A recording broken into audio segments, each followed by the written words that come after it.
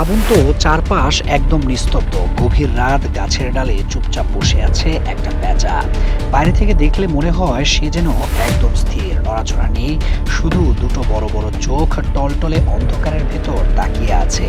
এই চোখ দুটোই আসলে তার সবচেয়ে বড় শক্তি। পেঁচার চোখ এত বড় আর এত গভীরে বসানো থাকে যে আকারে প্রায় তার মস্তিষ্কের সমান।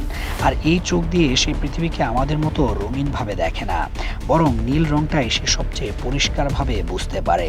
অন্ধকারের ভেতর কোনো নীলচে আভা থাকলে সেটা পেঁচার চোখে খুব স্পষ্ট ধরা পড়ে, যেন রাতের আধারে হালকা আলো জ্বলে উঠল। কিন্তু আসল মজার বিষয়টা হলো, এই বিশাল দুই চোখ চাইলে ডানে বামে নড়াতে পারে না। আমাদের মতো সে চোখ গড়িয়ে চারদিকে তাকাতে পারে না।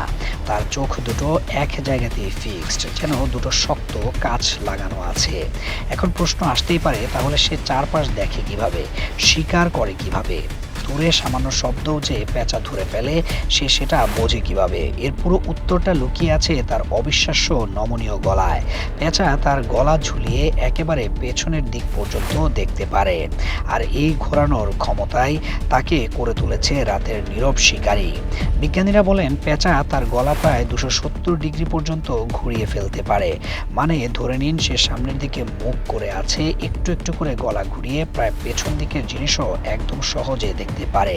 কিন্তু তার শরীর তখনও একই জায়গায় একদম স্থির। দূর থেকে দেখলে মনে হবে পাখিটা নড়ছে না, অথচ তার দৃষ্টি আপনার উপরই আটকে আছে। আপনি যদি ভাবেন চল পেছন দিয়ে দাঁড়াই, ও বুঝবে না। পেঁচা কিন্তু তখনও আপনাকে দেখছে, শুধু মুখটা একটু ঘুরিয়ে নিলেই আপনার সব নড়াচড়া তার চোখ এড়াতে পারে না। এ কারণে অনেক সময় আমরা বুঝতেই পারি না পেঁচা আমাদের দিকে তাকিয়ে আছে কিনা। আমরা ভাবি আমরা তার পেছনে এসে আমাদের দেখতে পাচ্ছে না, কিন্তু বাস্তবে পেঁচা তখন তার গলা ঘুরিয়ে নিশ্চিন্তে আমাদেরই পর্যবেক্ষণ করছে, হয়তো স্থির দৃষ্টিতে তাকিয়েও আছে।